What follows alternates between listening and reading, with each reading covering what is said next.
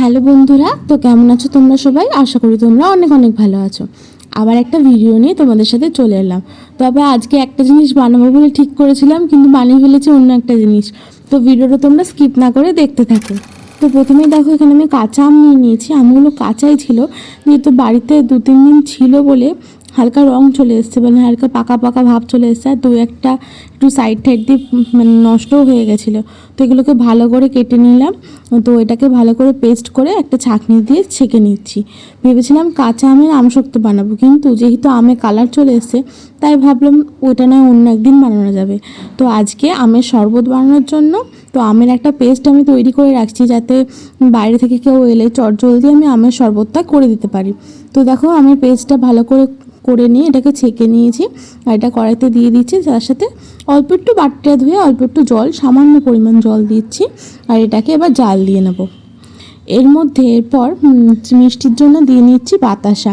তো আমি এখানে চিনি ব্যবহার করিনি, তোমরা চাইলে এখানে চিনিও ব্যবহার করতে পারো।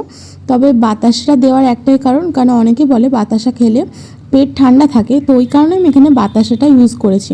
তোমরা চাইলে অবশ্যই চিনি ইউজ করতে পারো। তো দেখতেই পাচ্ছ আমি এটা অনেকক্ষণ ধরে প্রায় জাল দিয়ে দিচ্ছি, কালারটা হালকা চেঞ্জ হয়ে এসছে। তো এর মধ্যে আমি এবার কিছু মশলা অ্যাড করে দেবো। তো এর মধ্যে দিয়ে দিচ্ছি সামান্য পরিমাণ ভাজা মশলা।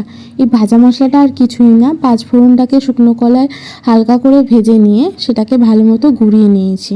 তো এটাকে ভাজা মশলা বলে থাকি আমরা সাধারণত, তোমরা কি বলো অবশ্যই একটু জানিও। তো এরপর এর মধ্যে আমরা 1 প্যাকেট জলজিরা দিয়ে দিচ্ছি। তোমরা চাইলে এখানে নুন ইউজ করতে পারো এক্সট্রা, কিন্তু আমি এখানে নুন ইউজ করিনি। নুনটা আলাদা করে যখন শরবত বানাবো তখন সেটা ইউজ করব। আর এর মধ্যে একটা শুকনো লঙ্কা, সেটাকেও হালকা করে ভেজে নিয়ে সেটা গুঁড়িয়ে এর মধ্যে দিয়ে দিচ্ছি।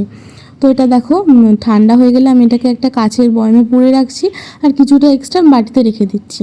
তো শরবতটা বানানোর সময় প্রথমে আমি অল্প একটু বরফ, তারপর একটু বিট লবণ ও তারপরে এই আমের পেস্টে ঠিক 2-3 চামচ দিয়ে ঠান্ডা জল দিয়ে গুলে আমি এটাকে সার্ভ করব। তো এই গরমে অবশ্যই তোমরা এই শরবত বানিয়ে খাও, আর সবাই সুস্থ থাকো, ভালো থাকো। ভিডিওটা ভালো লাগলে অবশ্যই একটা লাইক করে দিও, কমেন্ট করে দিও আর শেয়ার করে দিও। আর আমার চ্যানেল নতুন হয়ে থাকলে চ্যানেলটাকে সাবস্ক্রাইব করে দিও। Bye bye.